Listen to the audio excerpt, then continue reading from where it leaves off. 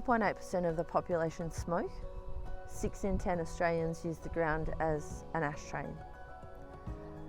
That equates to 8 billion cigarettes littered annually in Australia, and that's 5 trillion in the world each year. There's 10,500 beaches in Australia, and I know that Australians are proud that the majority of Australians don't smoke and the majority of Australians don't litter. So it's obvious that everyone doesn't want people putting their butts in the sand. The Only But campaign is an educational campaign to inspire smokers to put their butt in the bin. I grew up in Gippsland in Warragul. I lived behind a service station. My dad was a mechanic. I had like a pretty normal childhood, you know. I missed out on growing up without, you know, a lot of the things that I had to face, you know, and I wasn't angry, but I was less like, well, you know, I'll create my own memories. I'm a mum. I had my son in Tahiti in French Polynesia. When my son was growing up, I wanted to be there. Just wanted to be there for him. And so I decided to find a way that I could work for myself. So I chose to work and do graphic design. I think after Tahiti, when I came back to Australia, I missed the sea. You know, I was yearning for the ocean, but I hadn't invested that time in myself. You know, I'd come here, I had court for 6.5 years for my son in 2 countries. My dad had gone blind. I hadn't had time. I was so focused on everybody else. Well, and then my dad passed away and I moved here a week later.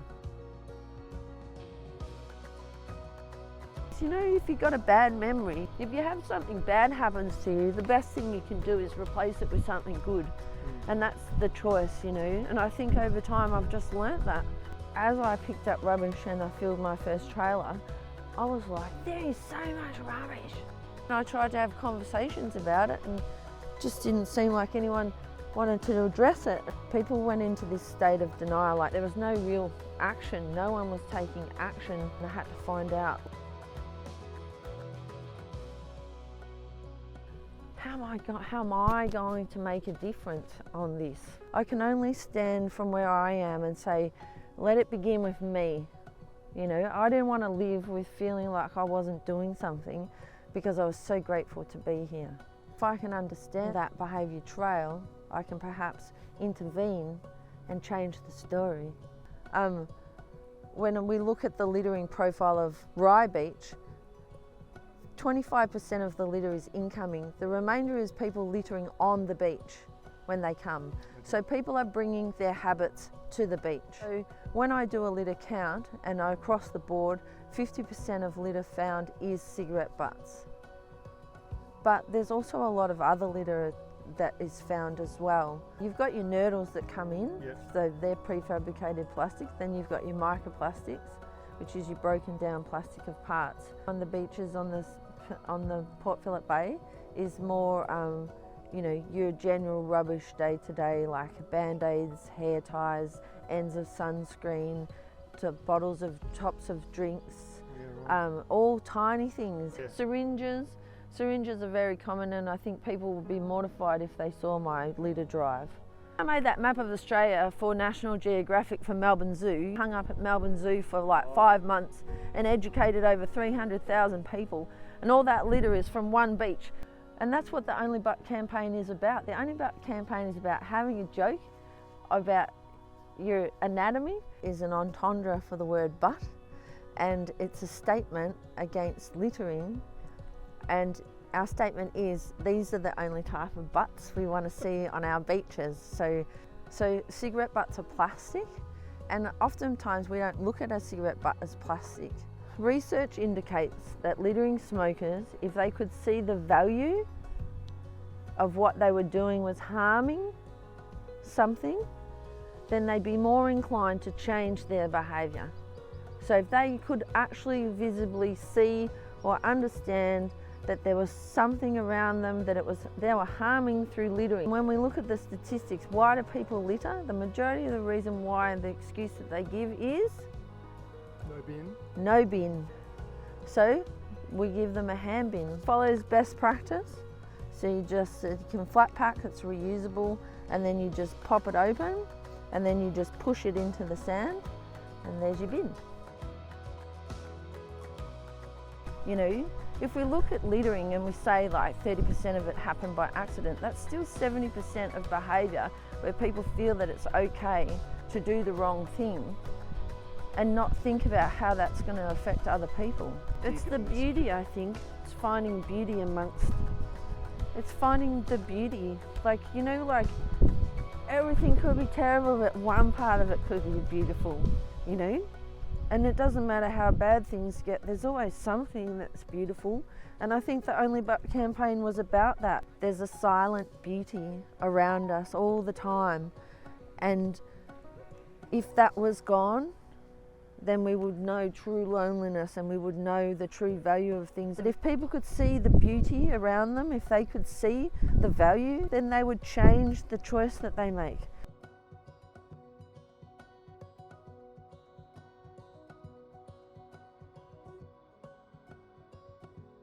We all live for creativity. It's why we get up and get dressed and try and make ourselves look nice. There's creativity everywhere. People go, oh, I'm not creative, and it's like, yes you are. You're so creative. Everybody's creative, and that's that spontaneity. That's the spontaneity, but we become afraid of it. When we judge, we don't feel we have room to be imperfect. We go to do something and we stop ourselves because we fear, you know, to be judged.